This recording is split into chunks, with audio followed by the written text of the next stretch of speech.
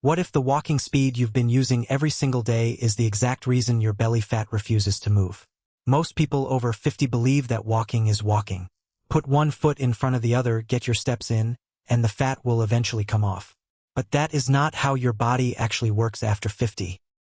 There is a very specific walking speed that changes how your body burns fat, how your metabolism responds, and how your belly specifically reacts to movement. Walk too slowly, and your body barely notices the effort.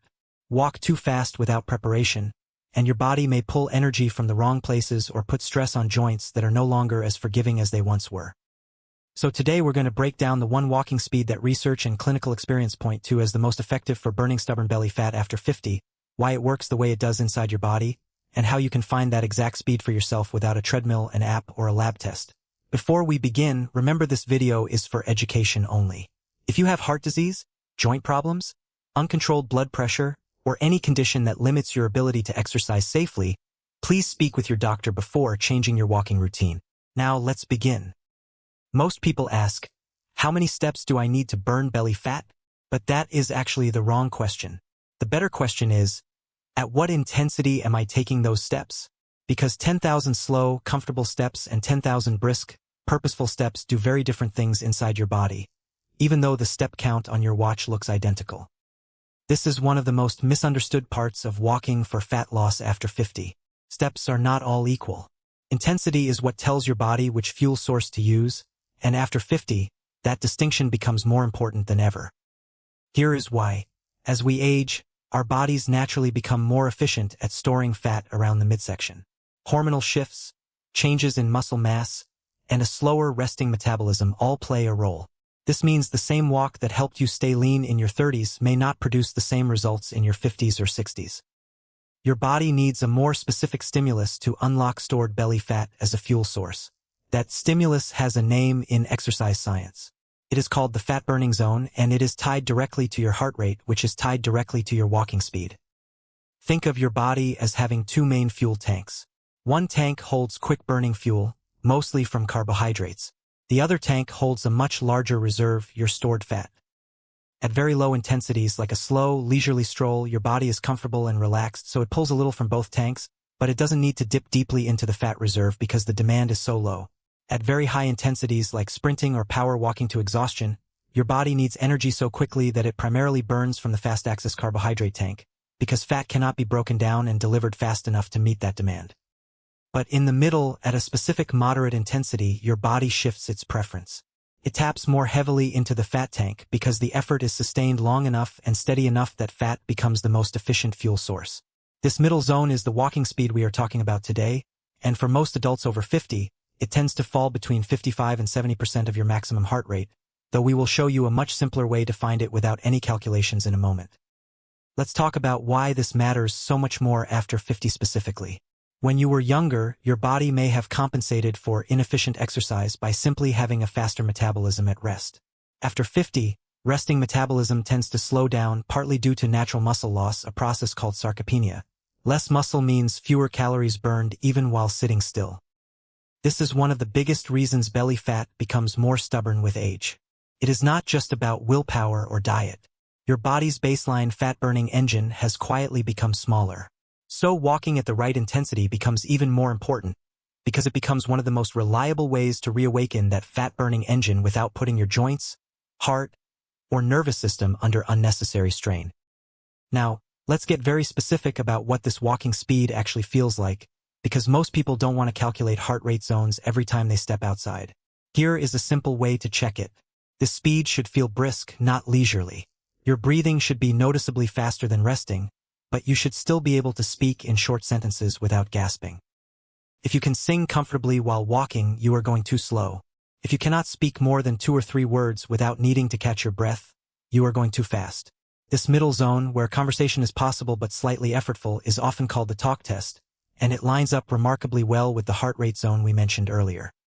Another way to check is your perceived effort on a scale of 1 to 10, where 1 is sitting on the couch and 10 is an all-out sprint you could not sustain for more than a few seconds. The ideal fat-burning walking speed for most adults over 50 tends to sit around a 5 or 6 on that scale. It should feel purposeful. It should feel like you have somewhere to be. It should not feel comfortable enough that you could maintain it while scrolling on your phone, and it should not feel so hard that you need to stop and catch your breath every few minutes. In terms of actual pace, for many people this translates to walking roughly 3 to 4 miles per hour, though this varies significantly based on your fitness level, leg length, and current conditioning. The number on a treadmill matters far less than how your body feels and responds. Two people walking at the exact same speed can be in completely different fat-burning zones depending on their fitness level. This is why we always recommend using the talk test and perceived effort scale over chasing a specific number. Now let's talk about what happens inside your body at this specific intensity, because understanding the mechanism can help you stay motivated and consistent. When you walk at this moderate, sustained pace, your body increases its reliance on a process where fat cells release stored fatty acids into your bloodstream to be used as energy by your working muscles. This process requires oxygen, which is why this intensity level is sometimes called aerobic exercise, meaning with oxygen. At this pace, your body has enough oxygen delivery to efficiently break down fat for fuel, and because you can sustain this pace for a longer period compared to high-intensity efforts, you end up burning fat for a longer continuous stretch of time.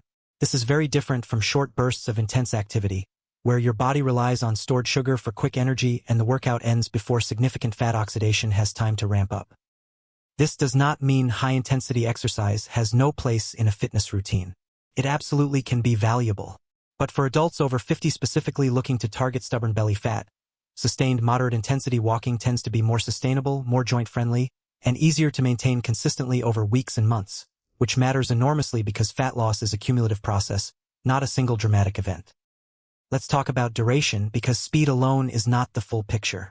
At this ideal walking speed, most research points to a minimum of 30 minutes per session to see meaningful fat-burning benefits, with 45 minutes often cited as a sweet spot for adults over 50 who are looking to specifically target visceral fat, which is the deeper, more dangerous fat that surrounds your organs and contributes to belly bulge. If 30 to 45 minutes feels like too much right away, that is completely normal and you should not force it. Building up gradually, starting with 15 or 20 minutes at the right intensity and slowly increasing duration over several weeks, tends to produce better long-term adherence than trying to do too much too soon and burning out or risking injury. Now let's talk about frequency because this is where many people either underdo it or overdo it.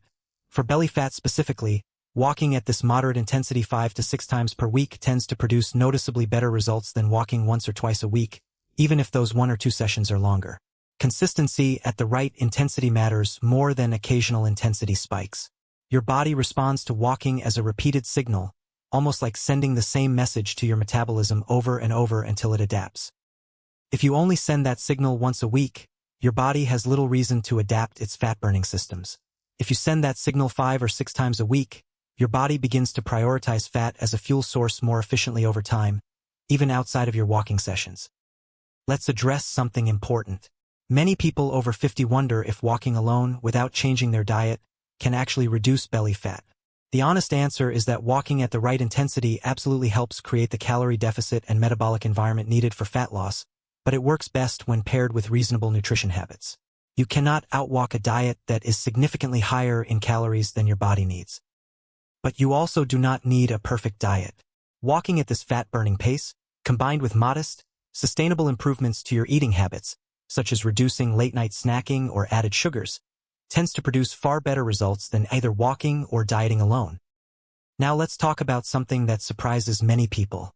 Where you walk and when you walk can influence the results too.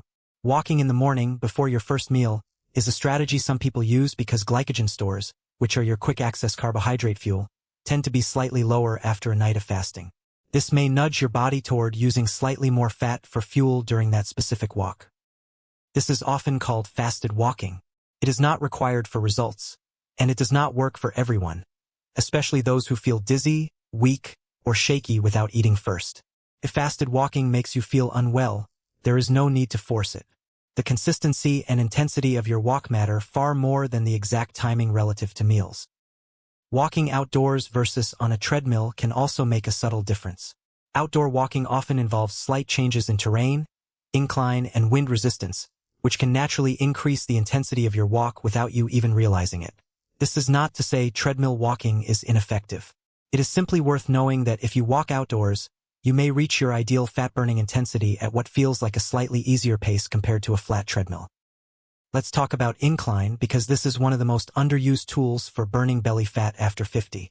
Adding a slight incline, Even just a 2 to 4% grade on a treadmill, or choosing a route with gentle hills outdoors, significantly increases the intensity of your walk without requiring you to walk faster.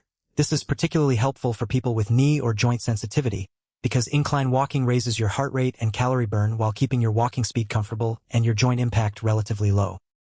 If you have access to an incline treadmill, alternating between flat walking and inclined walking during the same session can help you stay in the ideal fat-burning zone even as your fitness improves and a flat walk starts to feel too easy.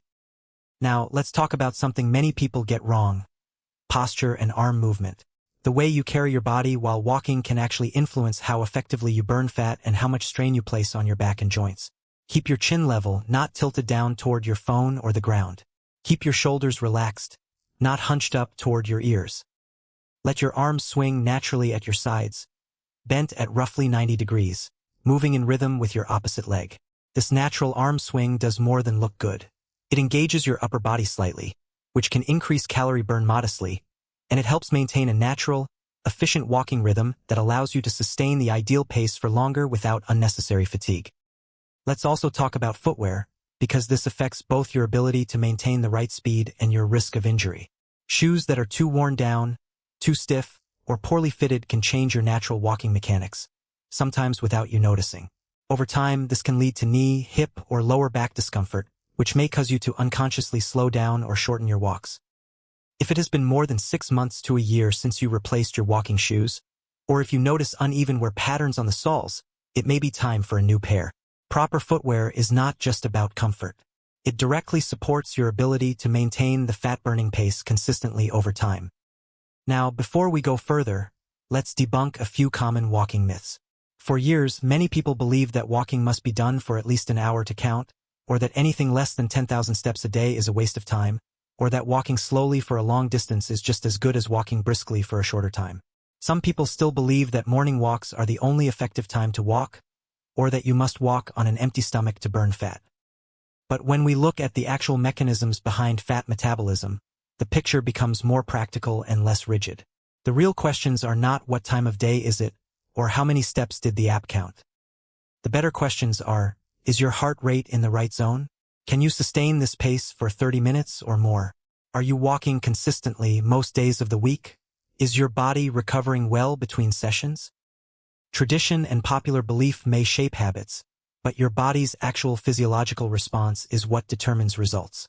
If a slow stroll leaves you feeling relaxed but your belly fat isn't changing after months of consistent effort, your body is telling you something. If a brisk, purposeful walk leaves you slightly breathless but energized, and over weeks you notice your clothes fitting differently, your body is telling you something too. Now let's build a simple approach you can start using today. First, find your pace using the talk test.